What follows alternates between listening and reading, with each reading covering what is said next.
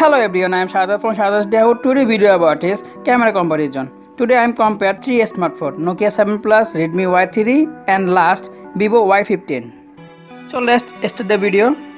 Nokia 7 Plus main dual camera. First one 12 megapixel 1.8 aperture and second 13 megapixel 2.6 aperture 2x optical zoom. On the other hand, Redmi Y3 also dual camera. First one 12 megapixel 2.2 aperture and second 2 megapixel depth sensor.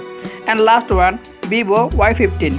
Y15 triple camera phone. First one 13 megapixel 2.2 aperture and 8 megapixel 2.2 aperture ultra wide and 2 megapixel 2.4 aperture depth sensor.